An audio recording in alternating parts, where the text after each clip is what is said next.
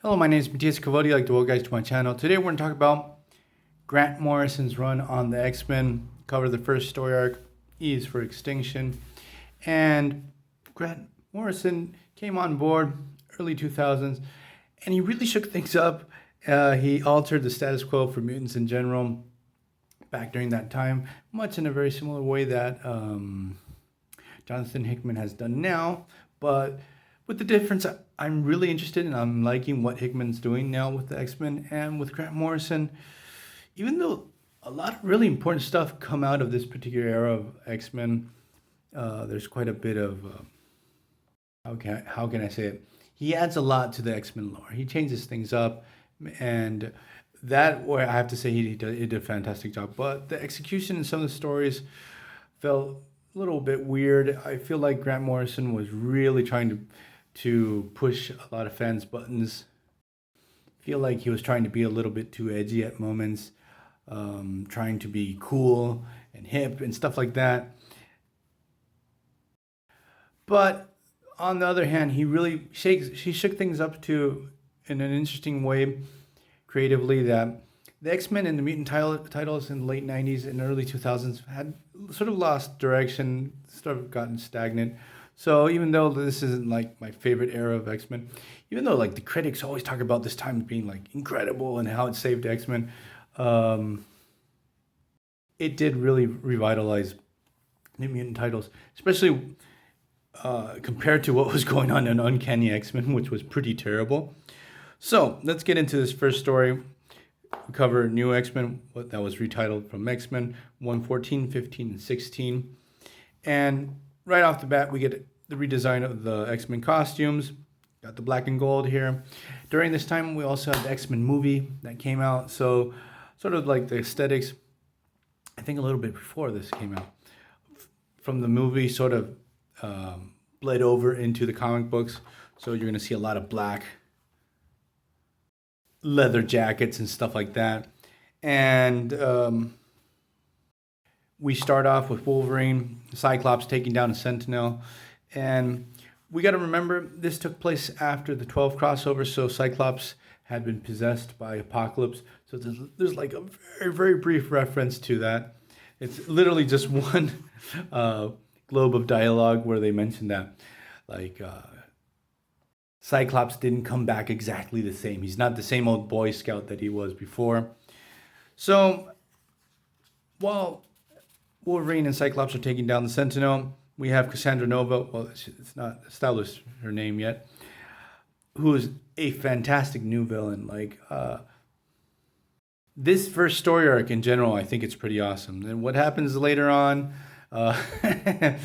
there's a couple of things that I really didn't like. I felt like there was some sloppy and poor execution. But this first story sets up, first and foremost, a new villain. It's really awesome. She's creepy as hell. She's also, during this time, we had that really weird, awkward phase with Beast, where after getting almost killed by, I can't remember the character in Extreme X-Men, I think his name was Vargas or something like that, almost kills him. Sage, with her powers to alter mutant abilities or unlock mutant abilities or something like that, during that time, that's where her powers were. She unlocks this full potential of Beast, so he's become like this lion bear version of Beast. And Beast is very well written in Grant Morrison because due to this, there's a whole thing with secondary mutations and stuff like that. The characters discover new hidden powers that, oh boy, when Chuck Austin gets that. And so Beast is dealing with the fact that he can't use his scientific equipment because he has paws now and he's sort of fumbling around, so he's sort of having issues with that. So we cut back to Wolverine and Cyclops. They save this mutant with 3 faces and one on one head. His name is Ugly John. That's another thing that I really didn't like this overabundance of mutants with really dumb powers or powers that don't make any sense. I know that if there were mutants, this would be the case. Like, not everyone would have awesome powers. But mutant characters used to feel sort of special, like they're unique. There weren't so many mutants out there. at least up until this moment. Now there's like, you turn over a rock, you're gonna find a mutant. Cut to Cassandra Nova. And so she's going around the jungle with this guy who turns out to be a descendant of Bolivar Trask, the man that created the Sentinels. And basically, she needs his genetic information to start up this master mold that was forgotten in Ecuador. And the art in this first story arc is really awesome. Even though this type of art normally is not my cup of tea, and I didn't check who is the artist. Give me 1 second. So art is done by Quitley. I'm not sure. Now I found the first name, Frank Quitley. Like, this art normally wouldn't be my cup of tea, but it really works with the tone of this particular story. That's another thing about Grant Morrison's run. The art would change a lot in quality, from really good to awesome to, oh my god, this is terrible, and what the hell are you doing? So Xavier is trying out his new Cerebro. So he's like super pumped up to 11's now his capability of finding mutants. But Cassandra Nova attacks him, and Xavier's really hardcore. Like, he doesn't want his mind to be taken over by this mysterious mutant attacking him, and he puts a gun to his head. Like, that's freaking hardcore.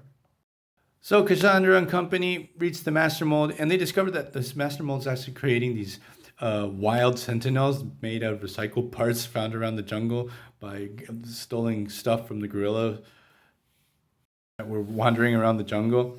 So we cut to the next issue. Wolverine and Cyclops go to Ecuador because trying to find the place where this mental attack occurred from Xavier. They're able to pinpoint it. They go to it, find the master mold, attacked by these wild sentinels. Again, this concept is really awesome, and they should bring it back.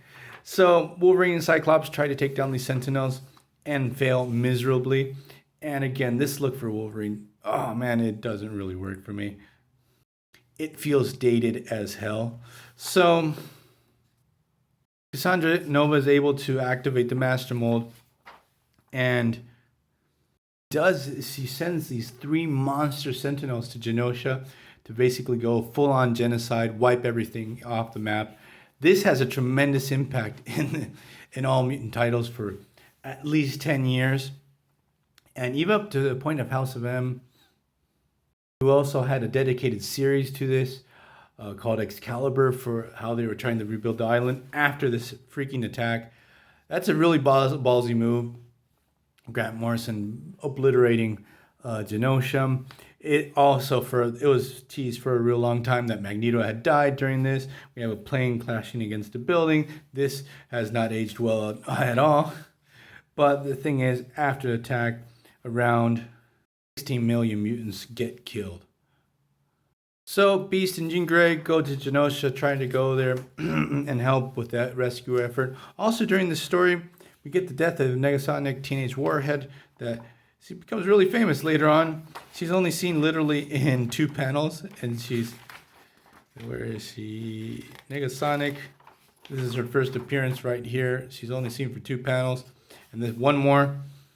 And she died. Like, the writing here is heartbreaking. Like, a White Queen was buried under the rubble, and she tried to save Negasonic, and the rescuers tell her, like, hey, she's been dead for a real long time. Also, we discover White Queen's secondary mutation. She can take this new diamond form. Wolverine and Cyclops were able to stop Cassandra Nova. But this actually serves her purpose, because when she comes back, all hell breaks loose on the X-Mansion. She starts attacking the X-Men, which have 3 telepaths and the strongest on the planet. You have Xavier, White Queen. Well, she wasn't part of the battle at first. Jean Grey. But at first she starts mopping the floor with the X-Men. And another thing is, you don't know what's her beef with the X-Men, but it's really personal. Like, you can tell she really hates Xavier. Like, later on we're going to get into her origins, but like, you're going to understand why she hates Xavier so much. But obviously at the end, they're able to stop her. White Queen snaps her neck, saves the day. All the X-Men are sort of shaken after this whole situation. Xavier's still going around with his new gun. And another thing that you can start seeing is sort of the separation between Scott and Jean Grey. Their marriage wasn't well. There's going to be like a big thing during this run. So I'm going to leave this video here. Hope you guys liked it. This first story arc I thought was pretty awesome. The later ones, not so much. But the critics seem to really love this era. What did you guys think about it? See you guys next time. Bye.